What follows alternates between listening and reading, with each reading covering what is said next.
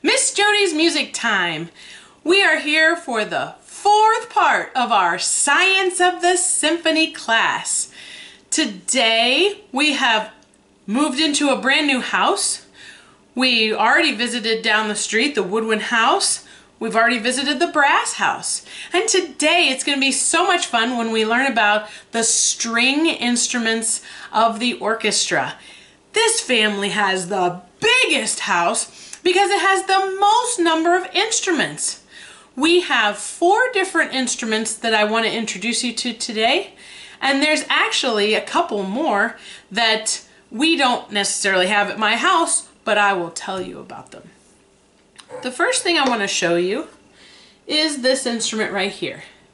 Does anybody know what this instrument is called? If you said violin, you are 100% correct. This is a violin.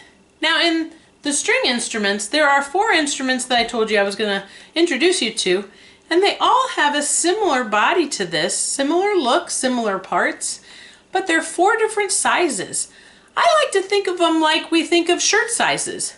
The violin would be the small. We have another instrument called the viola, that's the medium.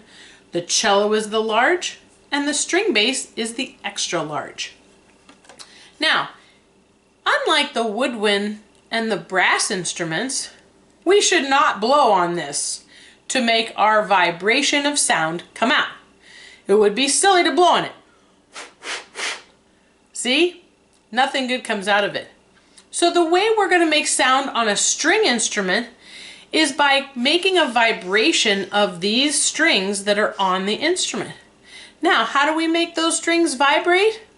Well, we're going to do something called plucking them. So I'm going to take my finger right now and I'm going to pluck this string. I'm going to pluck the next string. The next one. And the next one. Now, I want you to see what happens when I pluck this string. I'm going to use the biggest string so you can see it a little bit better. Watch what happens when I pluck it. Can you see it vibrate? It gets a little bit blurry and then it becomes clear. Remember we talked about how the vibration at the beginning is very strong and has lots of energy, and as it loses energy it gets smaller and smaller. So when we pluck this string, that vibration is wide at first, and then as it loses energy it gets smaller and smaller until that sound disappears. Now, I wanted to show you some parts of this instrument because it's similar to the parts of the other instruments, the viola, cello, and bass. Let's start at the very top. At the very top it's got this fancy piece called the scroll. Right below it we have these wooden pegs. Now these pegs have a job, and that's to keep these strings tight to be just those 4 exact notes. And we can tighten them to make the sound go higher, just like we did when we buzzed our lips for the brass instruments. When I make things tighter, the sound is going to go higher. When I make things looser, the sound is going to go lower. Similar also to our balloon that we pulled real tight and then kept loosening. The sound went lower. This part, the black part, is called the fingerboard. And that's where, guess what goes? That's right, my fingers. Now my violin has some marks. That's to help show me where my fingers go. Down a little bit lower, continuing with the strings, we have this very important part right here. Can you see it?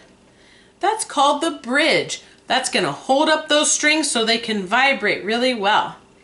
Then we have this part right here. That's my chin rest. So that when I put it on my chin, I have a place for my chin to go. Right here we have these holes. They're the tone holes. They're very important because inside here we have to let that sound bounce around inside the body of the violin. Look, it's kind of like a box shape. So the violin has lots of parts that the viola and the cello and the bass have, but we'll see the differences later, especially when you see the sizes. You'll know they're a lot different. Now some of you are thinking, well, Miss Jody, I mean, you made sound because you plucked the string, but I know there's some other way of making sound on a string instrument. Are you talking about this tool? What is this called? Okay, don't say stick. It's not a stick. I'm going to give you a hint. I'm wearing one in my hair, and sometimes my son uses one to shoot an arrow. It's called a bow. Yes, I don't actually wear this in my hair, and I don't shoot an arrow with this, but it has the same name. It's called a bow. Now there's two different parts to it. Well, there's a couple parts to it, but two main parts. This part is made out of wood. What do you think this part is made out of? Let me show you. Look, it's got individual threads. What do you think that's made out of? Strings? No. Rubber? No. I think it's made out of horsehair. Oh my heavens. What? Well, it is made out of horsehair, but don't worry, it doesn't hurt the horse. The horse gets a little tail haircut. They take the hair, they wash it, they bleach it and make it real clean, and they string it up. And there's a couple reasons that they use horsehair. Well, why do you think they use horsehair and not maybe my hair? Why wouldn't they want to use my hair? Well, one of the reasons is because the horsehair is nice and thick. It's very, very strong, and so it can last a lot longer than my hair. My hair would probably break really easily. But another reason is because if you were to look under a microscope at a horsehair, it would look like this. Can you see that? It has all kinds of ridges. It has all these little ridges. And so when it goes against the string, it actually catches on those ridges. The ridges on the horsehair is actually plucking that string over and over again. And that's what's making the sound. Listen if I use the smooth wood part. It sure doesn't make very much sound, but this, when it catches on it, it makes a lot of sound. Now, besides having these four notes, there's got to be another way to change our notes, because we certainly need more than four notes. So how do we make those different notes happen? Well, that's where these lines come in handy. It tells me where to pinch to get the next note out. Have you ever watched a guitar player? Yeah, guitar players, if you watch, they have one hand that's strumming or plucking those strings to make that vibration. But these fingers, they do all these crazy movements and crazy hand positions to pinch the strings to be different lengths. So when we make something smaller, the sound is going to go higher. And when we make something bigger, the sound is going to go lower. Let's watch what happens. I'm going to pluck this end string right here. I'm going to start right here. You can hear the original sound is that. Now I'm going to pinch it and make it smaller. Pinch it. I'm going to pinch it. If I keep going up and up and up,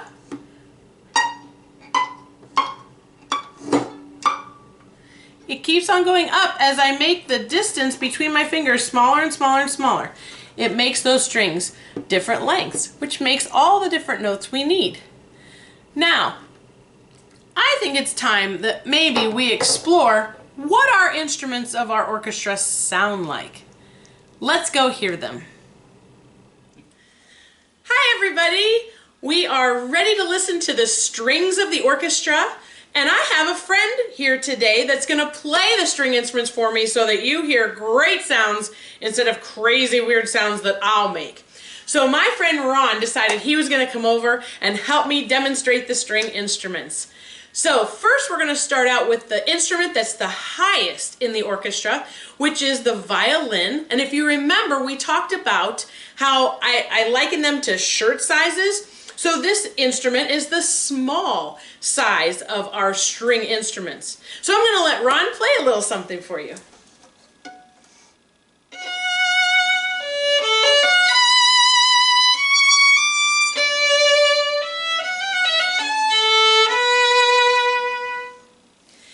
And if you know a little bit about violin, sometimes you might hear somebody say, oh, well, that person plays the fiddle.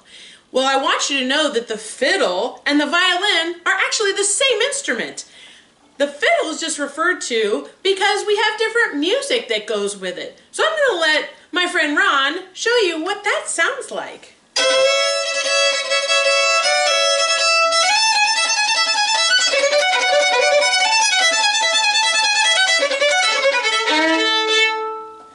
Pretty neat, isn't it? Well, now I want to get a different instrument going. If you remember, the next instrument size up would be a medium-sized instrument. And this instrument is called the viola. And you can see that it's a little bit bigger than the violin. What does that mean to the sound of it?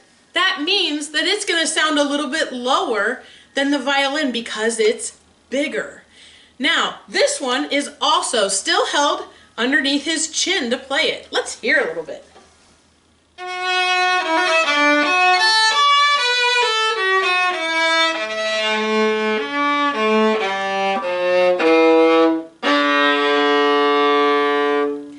So you can hear that that has a much more mellow sound to it, a very warm and rich sound. The next instrument up in our sizes of string instruments, we now go to the cello. And you can see that there's quite a large difference between the sizes of those instruments. Now the cello is the only one of the string instruments that you have to sit down to play. So if you see a cello section, you will always see them sitting down. At the bottom of the instrument, instead of having a chin rest, because that would be silly to try to put it under his chin, it has a stem that's called an end pin. And that's what sits on the floor so that it doesn't slide out from under him. So let's hear what the cello sounds like.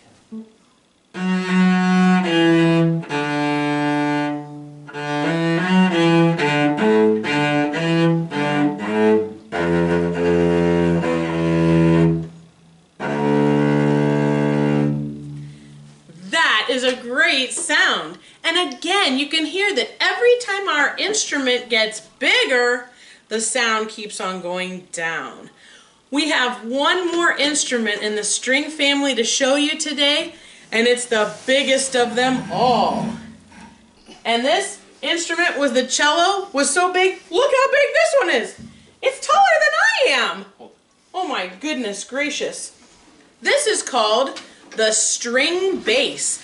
And I know you'll find this not hard to believe. It's the lowest sound we have in our string family. Let's take a listen to our string bass.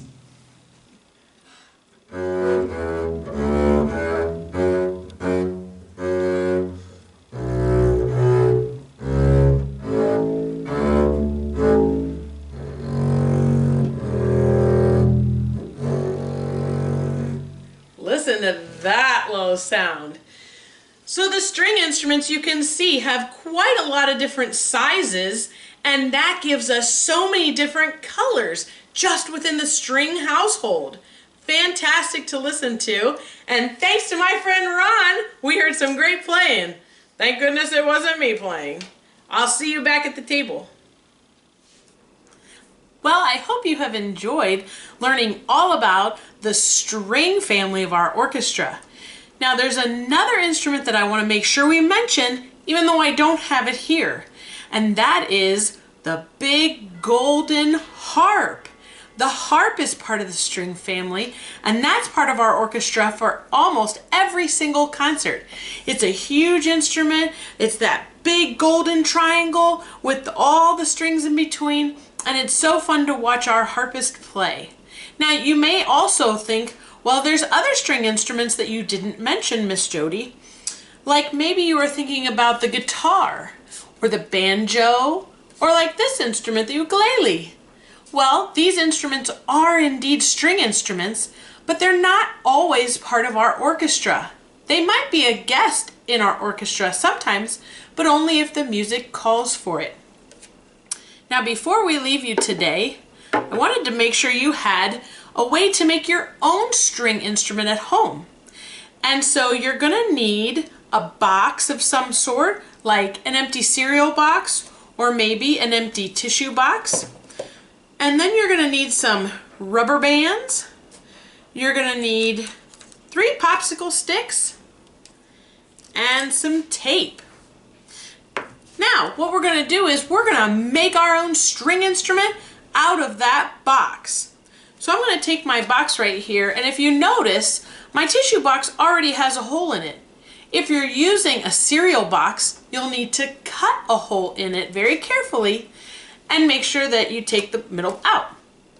Once we do that, we're going to take our 3 popsicle sticks and we are going to tape them together. I'm going to stack them on top of each other like this, and I'm going to take some tape and just tape all 3 of them together. I'm going to use 2 pieces so that and make sure they don't fall apart. So now we have one solid piece.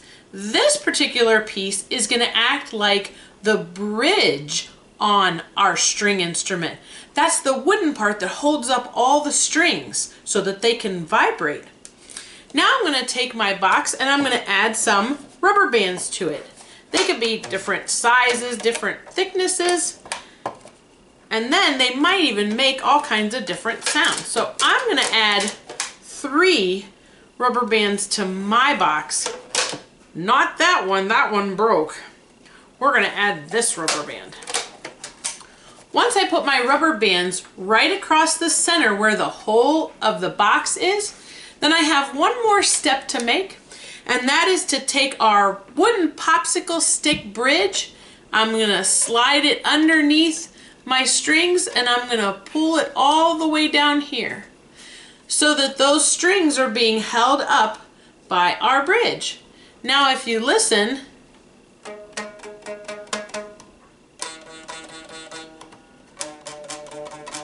you can hear that I've made 3 different notes, and if I pull these tighter or make them looser, then that's going to change how high or how low the sound is for each of those rubber bands. Now, I did make one out of a cereal box. I haven't added my bridge yet, but I'm going to do that right now. I'm going to slide those under there, and I want you to listen to what those sound like. Now, besides these 3 notes, we can make other notes by just touching the top of the rubber band. Listen carefully.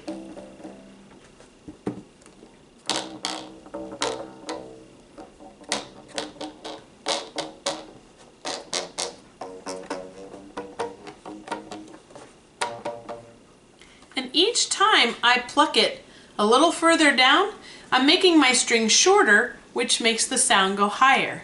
It's kind of a light sound and it won't disturb all the people in your house. So this is a great instrument to try out, and you won't be disturbing people like that straw ad you made before. So I hope you guys have a good time making string instruments. And remember, the next time we get together for the next video, we're going to visit our last house in our musical neighborhood, and that's to visit the percussion instruments. Lots of very exciting instruments with the percussion world. I can't wait to show them to you. Until next time, have a great day!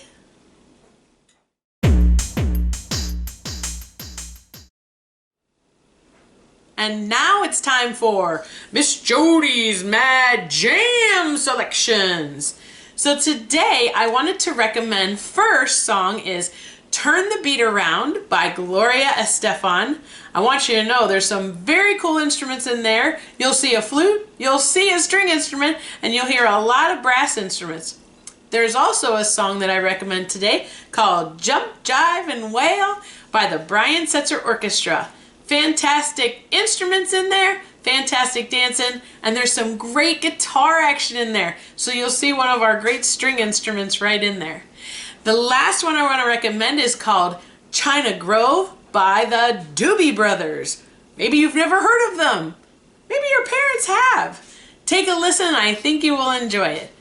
Until next time, have a great time listening to those mad jams and get out there and dance. See you later.